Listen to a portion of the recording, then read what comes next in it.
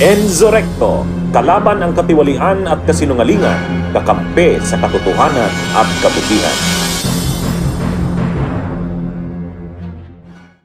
Sa ngayon lumabas na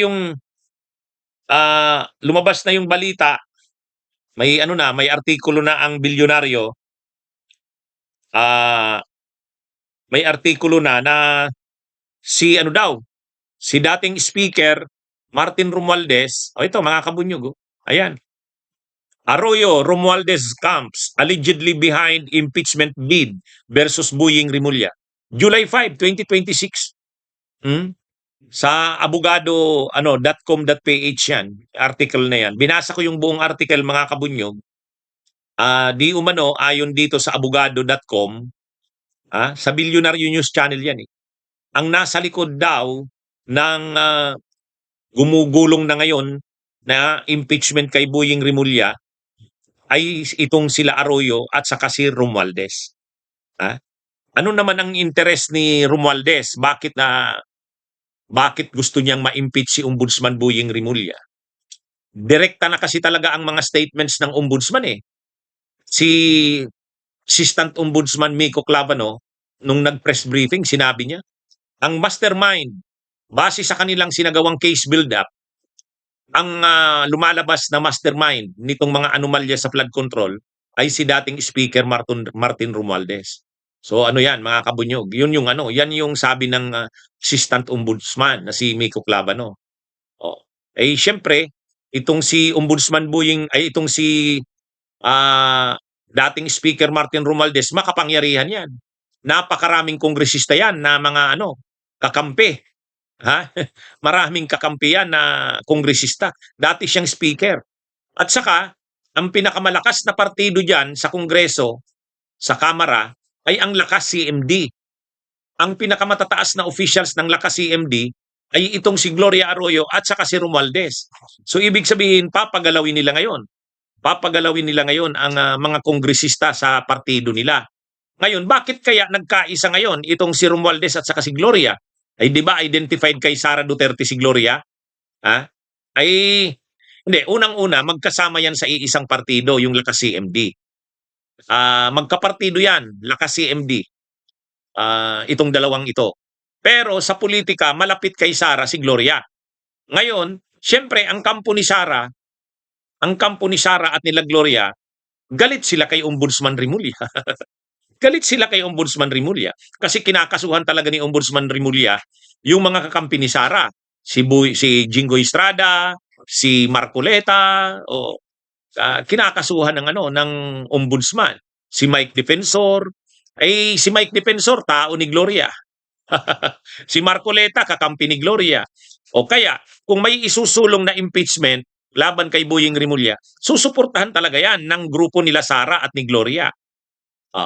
Ito namang si Ombudsman ay dating Speaker Martin Romualdez, siyempre siya ngayon siya ang susunod na kakasuhan. At gagamitin bilang testigo laban kay Ombudsman Boying Rimulya ay kay Martin Romualdez si dating DPWH Secretary Manny Bunuan. Yan yung kaya nga mag-i-state witness daw si dating DPWH Secretary Bunuan para magamit kay Martin Romualdez. Kaya medyo seryoso itong kaso kay Martin Romualdez, sabi ng Ombudsman. Pag kinaso yan, si Martin Romualdez, plunder yan, lalabas din ang arrest warrant yan, makukulong din yan.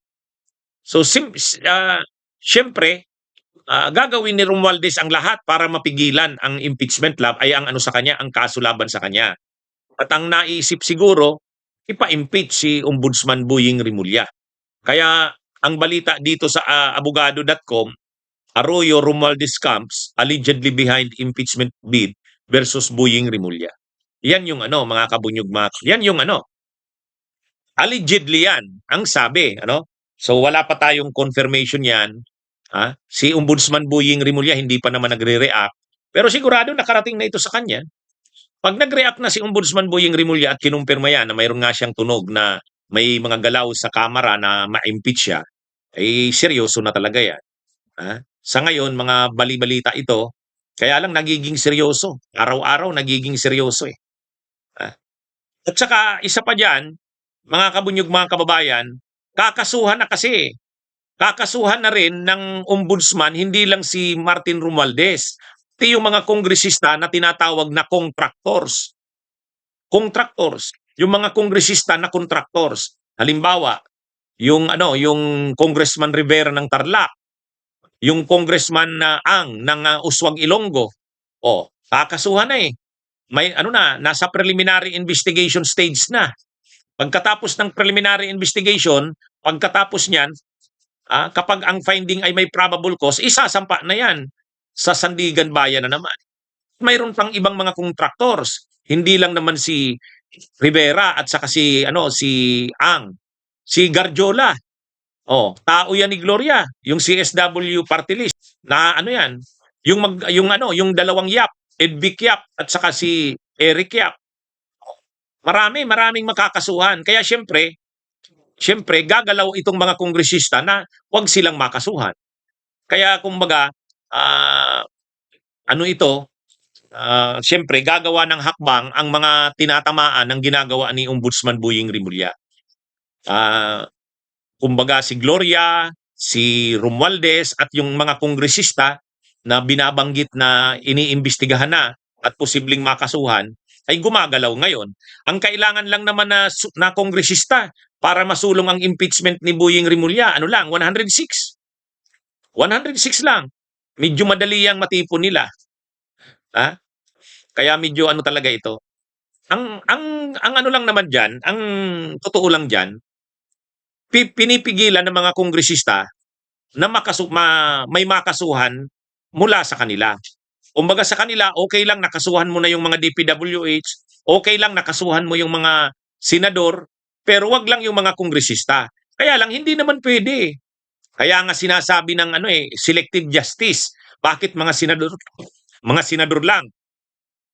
Ay ngayon, pinapakita ni Ombudsman Boying Rimulya, hindi totoo ang selective justice na sinasabi. Kasi ito ngang si dating Speaker Martin Romualdez, makapangyarihan yan, pero kakasuhan. Kaya paano naman masasabing selective justice yan? Kaya lang, mabigat nga yan para sa mga kongresista. Ayaw nila na makasuhan sila eh. Ayaw nila. Kaya posible talagang makakuha ito ng suporta sa Kamara. 106 lang naman ang kailangan eh na kongresista para maisulong ang impeachment ni Ombudsman Boying. Kaya lang yun nga, hindi maganda eh. Kasi dapat na suportahan pa nga ang ginagawa ni Ombudsman eh. Bunyog, halikan na kasama ka. Bunyog, kapag buklod ay may pag-asa. Luzon, Visayas, Mindanao, isa ang pananaw. Sa bagong Pilipinas ang bunyog isisigaw. Bunyog, bunyog.